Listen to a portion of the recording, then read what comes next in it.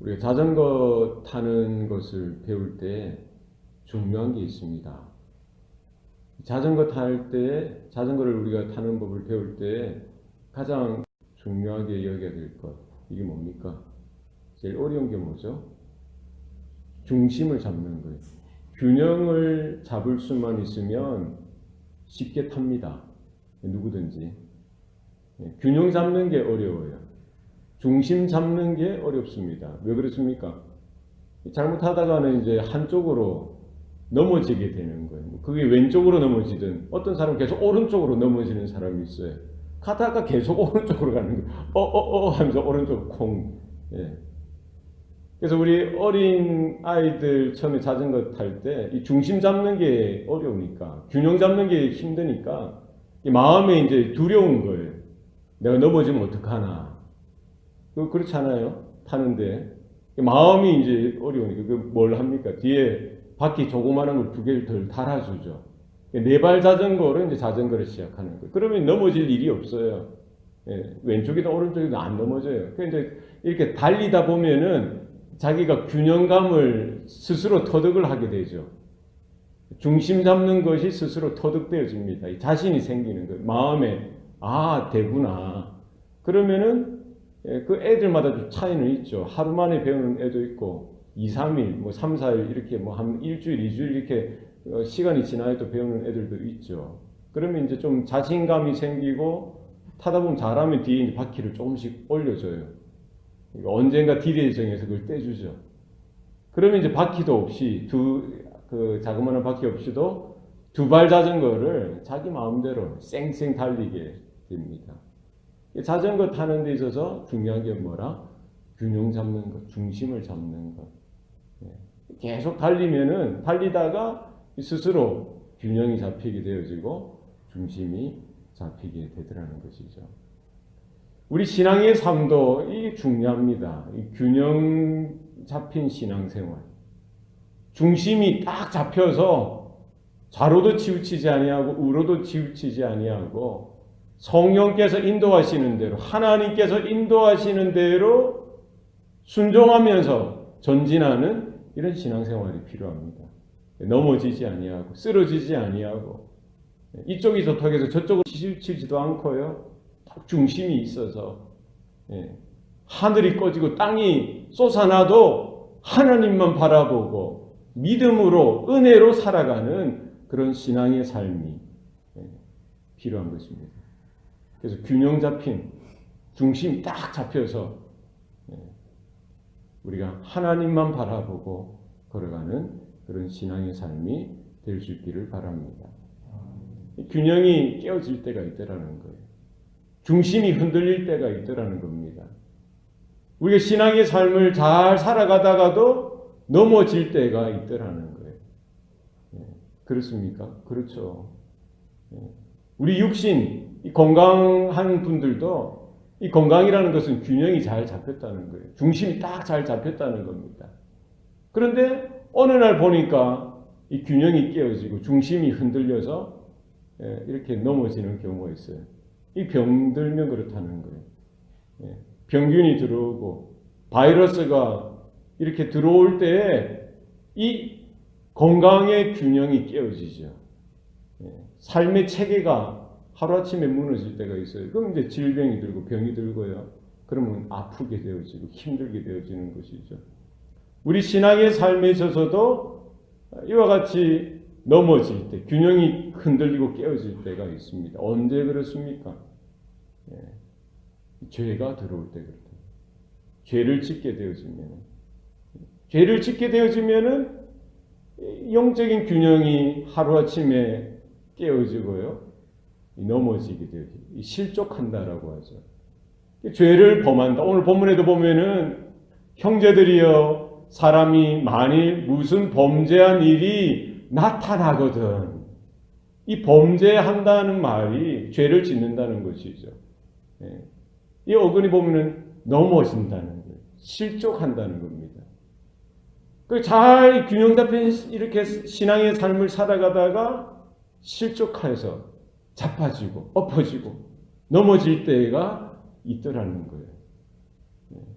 그래서 우리가 살아가면서 우리가 하나님 앞에서 우리가 죄를 지을 때가 있는 거예요. 죄의 유혹이 우리 가운데 들어올 때가 있는 겁니다.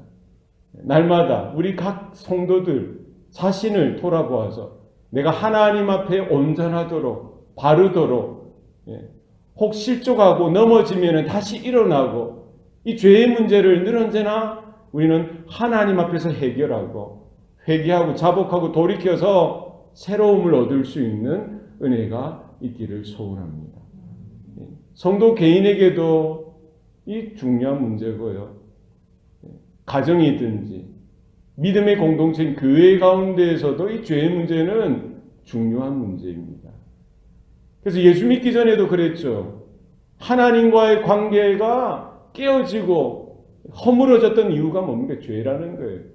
우리 태생적으로 본죄와 또 우리가 자범죄, 살아가면서 짓는 이 모든 죄, 이 죄의 문제, 이 문제를 위해서, 이 죄 문제를 위해서 예수님께서 오셨을 뿐만 아니라 예수님께서 십자가에서 물과 피를 다 쏟으시고 단번에 죽으심으로 이 죄의 문제를 해결하는 영원한 속죄 제물이 되어 주셨다는 사실을 우리는 기억해야 합니다.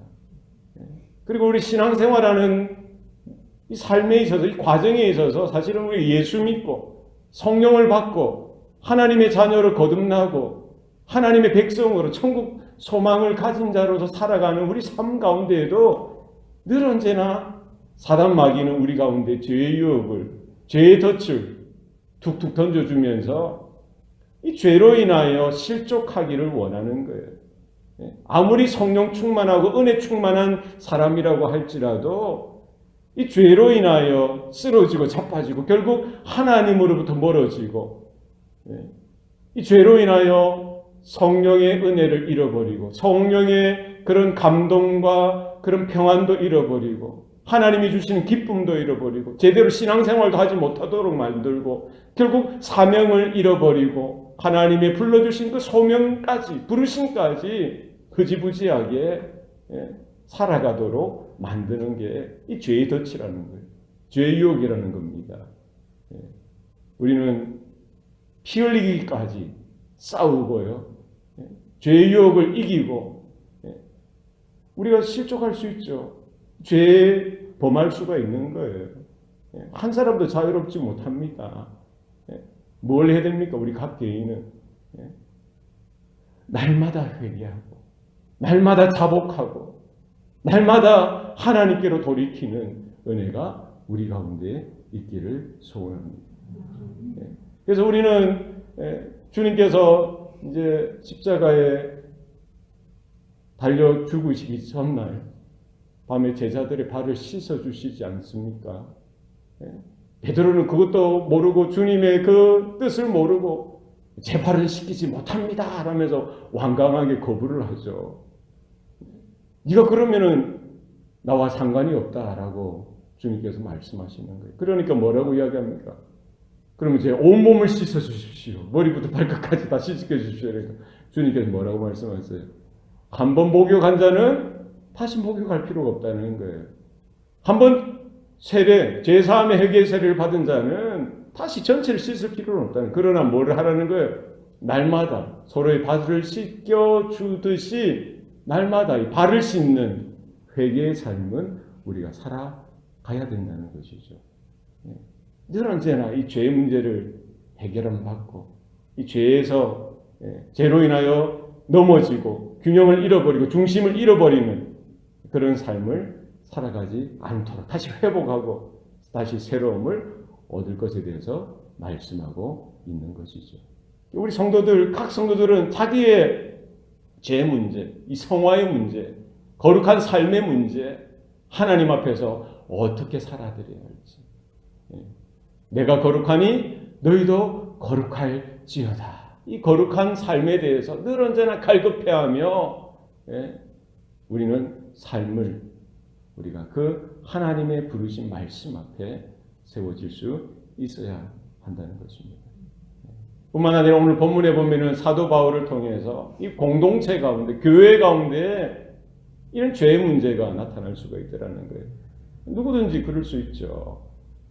오늘 본문에 보면 형제들이여 만일 사람이 무슨 범죄한 일이 나타나거든 우리 중에 누구든지 범죄할 수가 있다는 거예요. 오늘 본문에 보면은 그런 경우에 어떻게 해야 되는 거예요. 뭐 자기가 죄를 지었으면 자기가 회개하면 되는 거예요.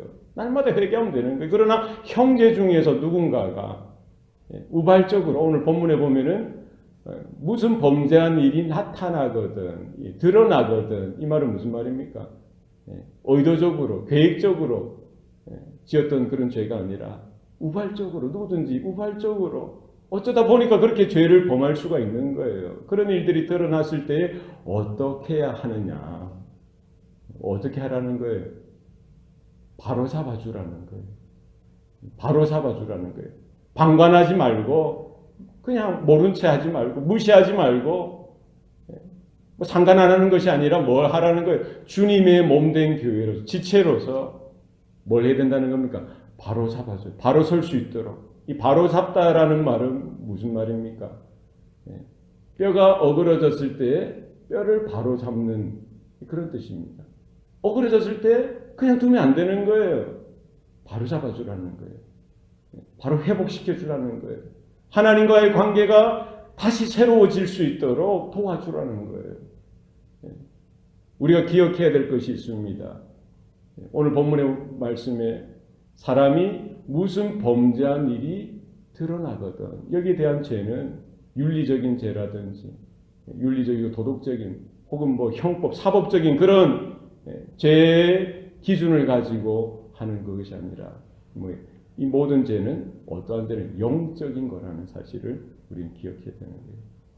그리고 하나님과의 관계에 있어서 주님의 몸된 교회가 균형 잡힌 주님의 몸으로서 세워져야 되는데 이 죄가 드러나건 균형이 깨어지고 하나님과의 관계가 깨어지고 공동체 가운데 힘들고 어려운 시험거리가 될 수 있음에 대해서 말씀하고 또 경고하고 있는 것이지요. 이 어려운 상황들, 이런 상황들이 생겨났을 때 어떻게 하는지 우리 형제로서 공동체로서 그가 다시 새롭게 회복을 얻을 수 있도록 도와줘야 되고요. 바로 잡아줘야 되고 우리가 함께 그 짐을 나누어 줘야 된다는 사실을 우리는 기억해야 할 것입니다.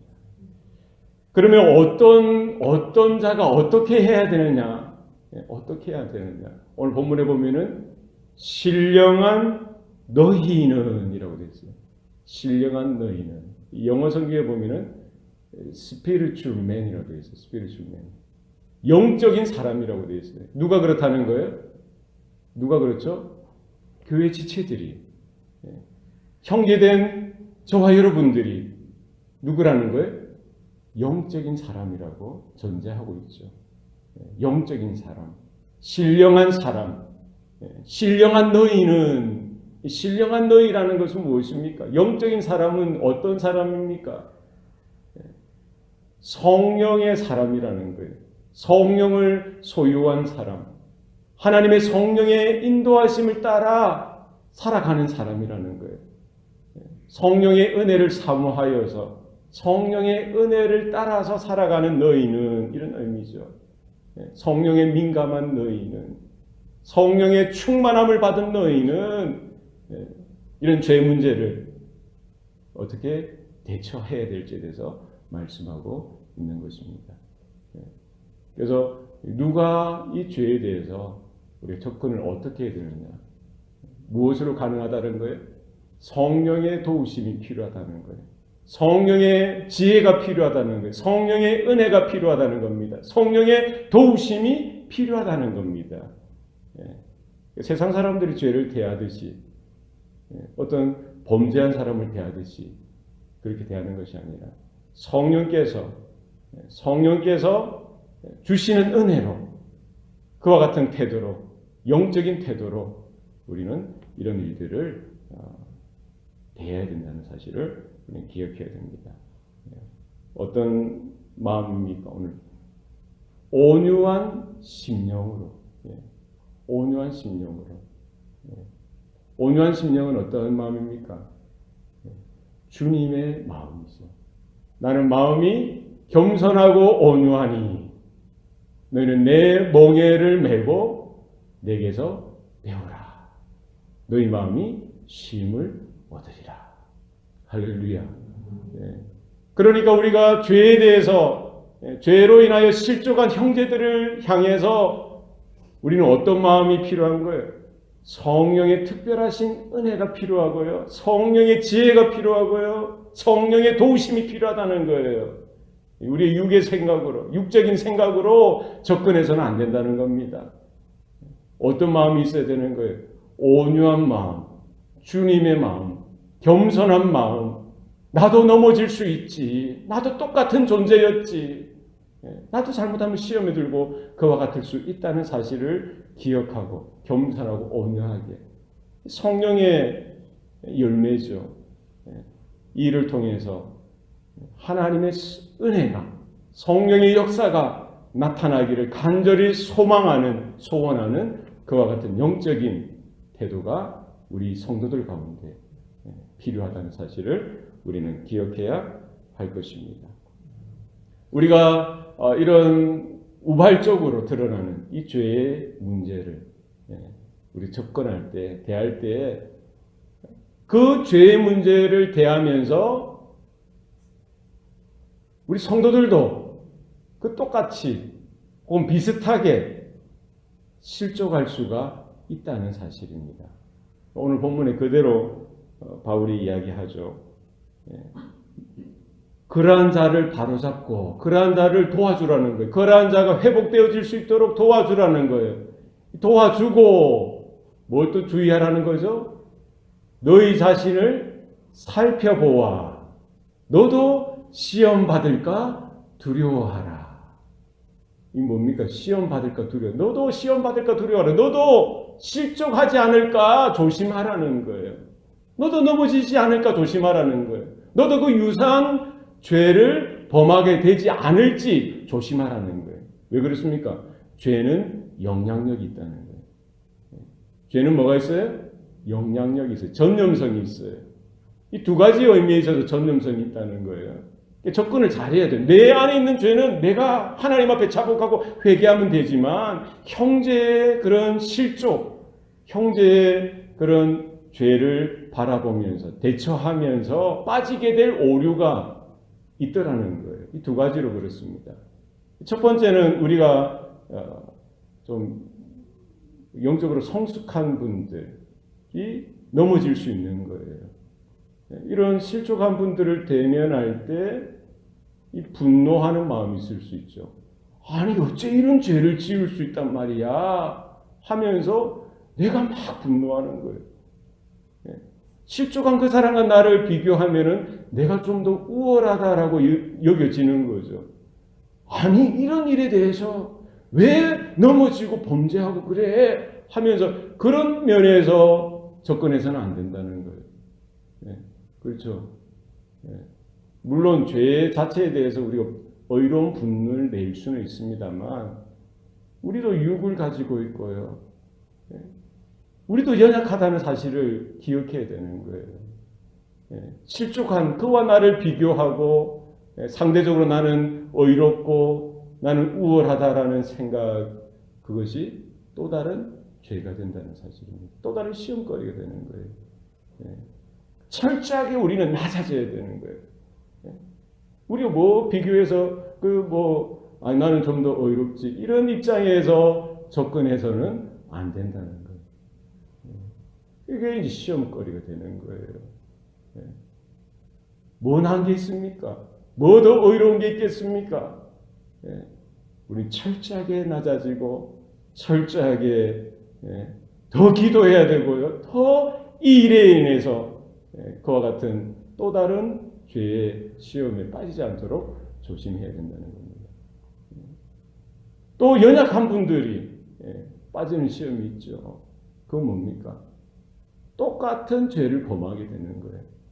아니 김 집사도 그런 죄를 범했는데 나도 해도 되는 거 아니야? 하면서 따라가는 경우가 있더라는 거예요. 그렇지 않겠어요? 그러니까 교회에 있어서, 우리 가정에 있어서, 우리 자녀들을 돌아보며 성도들을 돌아보며 형제 자매들을 돌아볼 때에 목회자는 이 일을 잘해야 돼. 교회는 이 일들을 잘해야 되는 거예요. 한 사람 한 사람이 하나님의 은혜 가운데 바로 서 있는지, 하나님의 진리 가운데 바로 서 있는지, 우리 자녀들을 돌아보듯이, 우리 자녀들을 지키듯이 성도들을 지키고 형제와 자매들을 지키고 그 어떤 죄의 유혹과 시험에 빠지지 않도록, 실족하지 않도록 우리 교회는 우리 성도된, 형제된 한 분 한 분들을 주의 은혜 가운데, 진리 가운데 지켜나가는 일들을 감당해야 하는 것입니다. 주님 오실 때까지 주님의 부르심을 쫓아서 끝까지 믿음의 경주를 해나가도록 교회는 그 울타리가 되어주고 하나님의 성령의 지혜와 도우심으로 이 일을 감당해야 될 줄로 믿습니다. 그래서 우리 성도들에게 늘 언제나 요구되어지고 필요한 영적인 태도는 뭡니까? 신령한 사람으로서, 영적인 사람으로서, 성령의 은혜를 받은 자로서, 성령의 충만한 그와 같은 은혜 가운데 서 있으라는 거예요. 그리고 온유한 태도를 지녀야 된다는 거예요. 우리는 다 부족한 사람들이 모여서 신앙생활하는 거예요. 눈에 보이는 대로 우리가 재단하고 판단하고 우리가 우월한 입장에 있을 필요도 없고요. 그것이 또 다른 올무가 되어지고 또 다른 시험거리가 될 수 있다는 사실을 기억해야 됩니다. 연약한 자들을 돌아보고 이 죄의 문제를 우리가 잘 풀어가고 바로잡을 수 있는 그런 지혜와 이런 영적인 단호함이 교회 가운데 분명히 있어야 하는 것입니다. 진리를 파수하고 교회를 보호하고 성도들을 하나님의 말씀 가운데 하나님의 거룩히 여기신 몸된 지체로서 지켜나갈 그런 의무가 우리 교회 가운데 있다는 사실을 기억해야 할 것입니다. 우리 한 영혼을 향해서, 불신 영혼을 향해서도 똑같은 영적인 태도가 요구되어지는 것이죠. 무엇입니까? 전도는요, 영적인 문제라는 거예요. 교회 다니세요. 예수 믿으세요. 이렇게 되어지는 모든 전도, 선교가 영적인 일이라는 사실을 여러분 기억하시기를 바랍니다. 누가 이 일을 감당할 수 있습니까? 누가 이 일을 행할 수 있습니까? 신령한 너희, 영적인 사람들, 성령의 은혜 가운데 붙들린 자가 이 일을 감당하는 것입니다. 이것은 특별한 1%의 소수가 아니라 주님의 몸된 교회로 부름을 받은 모든 성도가 오늘 사도 바울이 말씀한 신령한 너희에 해당되어지는 것입니다. 자기가 신령한 사람이라는 사실을, 영적인 사람이라는 사실을 여러분 기억하시길 바랍니다. 성령의 인도하심을 구하시길 바랍니다. 성령의 지혜를 구하시길 바랍니다. 성령의 은혜를 사모하시기를 바랍니다. 우리의 말과 혀로는 다 될 수 없습니다. 우리의 설득력으로, 우리의 논리로 어떻게 될 수 없어요. 그러나 우리가 하나님의 영적인 신령한 사람으로 세움을 입었다면 성령께 지혜를 구하십시오. 하나님 내 혀에 권세를 주셨으니 하나님 용기도 주시고 지혜도 주시고 믿음도 주셔서 이 말을 할 때에 하나님의 설득력이, 하나님의 역사가 나타나게 하여 주시옵소서. 여러분 영적인 일이라는 사실, 전도는 영적인 일이라는 사실 여러분 기억하시고 하나님의 은혜를 의지하시기를 바랍니다. 그리고 온유한 태도가 필요합니다. 우리가 저들보다 우월하다라고 생각해서는 안 됩니다. 할 필요도 없는 거예요. 우리도 연약하고 하나님의 은혜가 없이는 똑같다는 거예요. 그와 같이 온유한 마음으로 주님께서 온유하여 이 땅 가운데 거하시고 행하셨듯이 그 주님과 같은 마음을 가지고 정말 사모하고 사랑하고 긍휼히 여기고 불쌍히 여기고 관용하고 하나님의 은혜가, 하나님의 불쌍히 여기심이 그에게 임하기를 기도하면서 그와 같은 온유한 영적인 태도, 성령의 열매를 가지고 우리 전도의 삶을, 사역을 감당할 수 있어야 할 것입니다. 우리가 하나님 은혜 가운데 우리 교회를 돌아보고 우리 자녀들을 돌아보고 가정을 돌아보고 성도들을 돌아보고 진리 가운데 든든히 세우는 그 일 감당할 뿐만 아니라 이 전도의 사명, 선교의 사명도 하나님의 부르심하고 탁월하게 감당하여 드리는 저와 여러분의 삶이 되시기를 축원합니다. 기도하시겠습니다. 살아계신 아버지 하나님, 오늘도 우리에게 생명 주시니 감사합니다. 우리가 말씀 가운데, 진리 가운데 깨어있게 하시고 균형 잡힌, 중심 잡힌 신앙의 삶을 살아갈 수 있도록 도와주시옵소서. 늘 언제나 쉽게 실족할 수도 있고 또 우연하게 또 이렇게 살아가다 보니까 또 범죄할 수도 있습니다. 그러나 그때마다 진리의 빛에 비추어지게 하시고 성령의 은혜로 다시 회복을 얻도록 하나님 우리에게 자복하고 회개하고 돌이키는 은혜를 더하여 주시옵소서. 우리의 교회, 우리 성도들, 우리 자녀들, 우리 가정을 진리 가운데 든든히 세워나가게 하여 주시고 누가 이들을 지킬 수 있습니까? 성령의 은혜로 성령의 도우심으로 우리가 교회를 지켜나가게 하시고 성도들을 세워나가게 하시고 우리 가정을 붙들어 나갈 수 있도록 도와주시옵소서.